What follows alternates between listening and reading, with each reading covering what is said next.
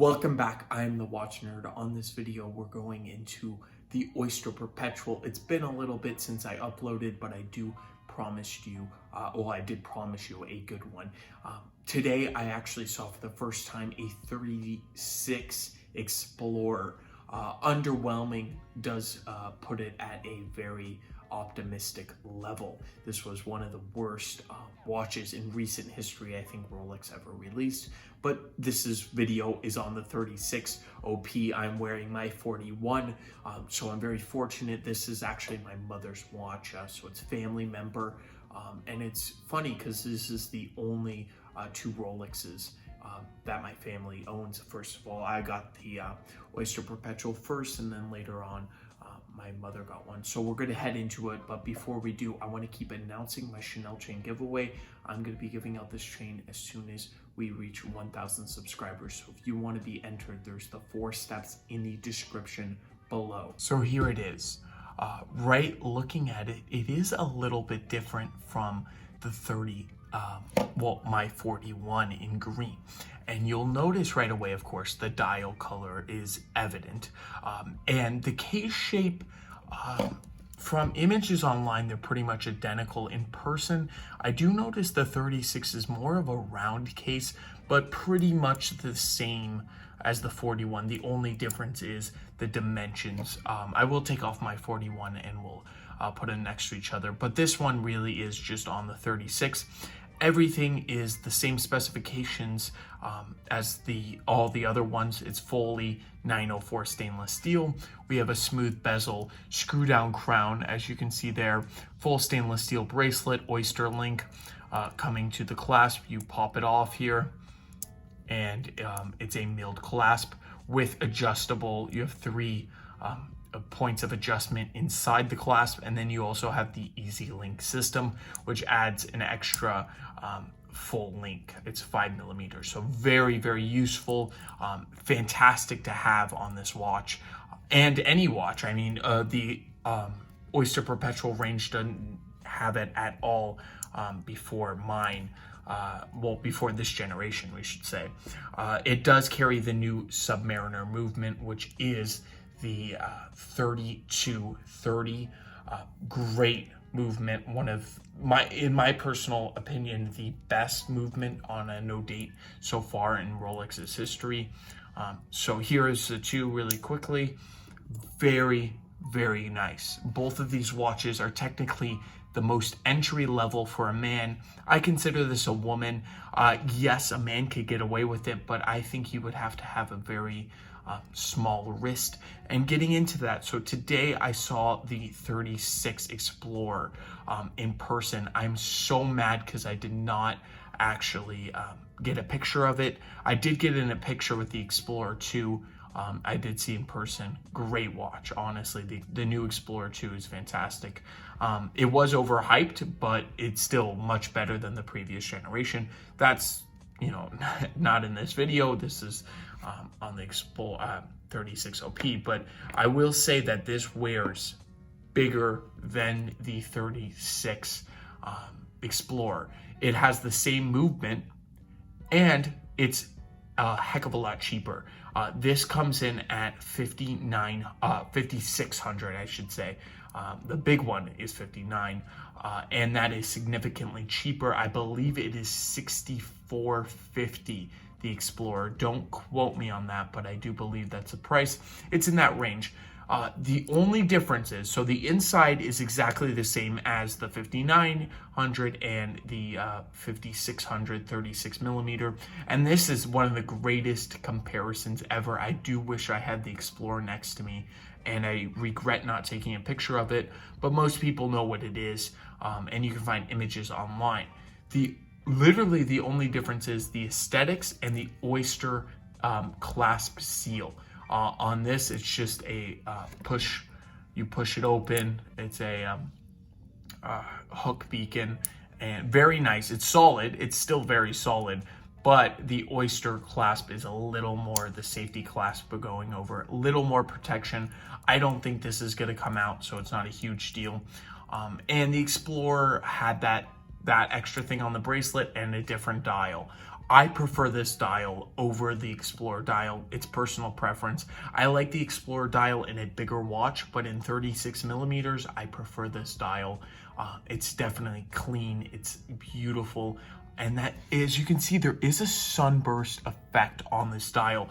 On my watch, on the Stella dials, they do not actually have that sunburst. It's pretty flat. There's no real sunburst. On the 36 though, there is. So on the plain colors like the silver, the dark blue, and then there is another color I found, well, the pink, but there's two different kinds of pink. But on these type of colors, the plain ones, they have a sunburst. So it's a little more, I believe it costs a little more to make. I'm not sure though. I don't know how much Rolex is making them, but it does definitely look very cool. A little bit of a sunburst there. It's all chronometer certified, same movement as I said. So it's really interesting to see the market on the Explorer being, of course, a little bit more money. Of course, the retail is more money, but why not grab this for, it's a better, in my opinion, it's a better watch for a cheaper price. But that is very subjective. And I get that is subjective. So you might even like the Explorer more, but why pay more money for the same movement? That boggles my mind.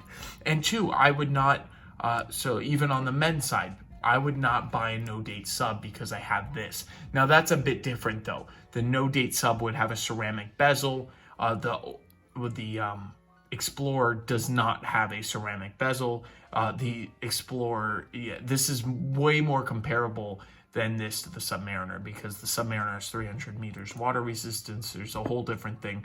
But at the same time, why would I want the same movement as the Submariner to pay the Submariner price when I can get this? But of course, I get that's a completely different story, and that's just it's a different watch in general. The Explorer, though, has the same water resistance. Everything is pretty much the same twin lock crown. And I really can't get over that. But let's put that aside and look at the watch itself. So you have 36 millimeters, very small, nice on the wrist. It does not fit on my wrist, but I can sort of show you, not really. This is sized up to my mother's wrist, and she's a quite smaller wrist than me. Everything though, look at the amount of detail they put on it. For $5,600, I really don't think you can go wrong with a piece like this.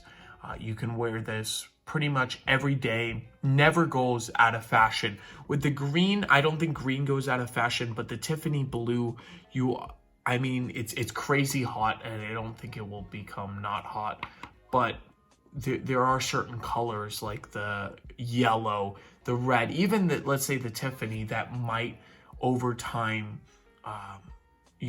go down in value, or not go down, that's not the right word, but might not be on the best fashion. Maybe it doesn't fit with the outfit, or the trends are not there. With black, trend is pretty much always there. Black is in every outfit almost nowadays, and you can wear black with anything. It's kind of like a pair of jeans. When you buy a dial like this, you can wear a pair of jeans pretty much anywhere nowadays. And you can wear this watch anywhere. You can wear it at a sports event. You can wear it casual. You can wear it with gym shorts, or you can wear it with a tuxedo. Well, you're not supposed to wear a watch with a tuxedo, but let's say a sports coat. This watch would fit in very well, and that's why I love this type of watch. And it's not too blingy when you wear it, because there's very little bling. The dial, yes, of course, is covered in white gold, but the outside is all stainless steel, and in the smaller form here, it is very, very easy and enjoyable to wear. I always will prefer the actual 41 millimeters just for my wrist, because I'm a man, and some men, I guess you can wear it too, but definitely try the 41 before buying any 36 watch, because the 41, in my opinion, yes, I like wearing smaller watches. I wish there was a 38, but the 41 fits much better than the 36. It is just too small. And I'm very glad I didn't buy a 36, because I was about to buy a 36 Datejust. from the 90s. And I'm very, very glad I held on and I got an Oyster Perpetual. And now the rest of my family, my mother's actually got one. So I'm very, very fortunate. I know most people can't get one of these. So we're very happy that we got ours. And these were our first 2 purchases with Rolex. So very, very good shout out to them. And this just shows you it is possible to get Rolex. Yes, you might have to put a little more effort in to prove to the official dealer that you're not a flipper. But once you do that, you have a lot of open doors. So that's my video today. I really hope you enjoyed it. I hope you kind of like the comparison between the Explorer and this, because these two are very closely related. The only thing missing on this is the dial 3, 6, and 9. Pretty much the same watch, and I find that insane. But I would love to know your opinions. Would you rather have the Explorer with the very little differences? I mean, the bracelet, yes, that's one, and the dial, that's another. But the same movement for what is it, over $1,000 more, something in that range? Just insane to me. I would love to know, though, what do you think? What do you prefer? Do you prefer special color?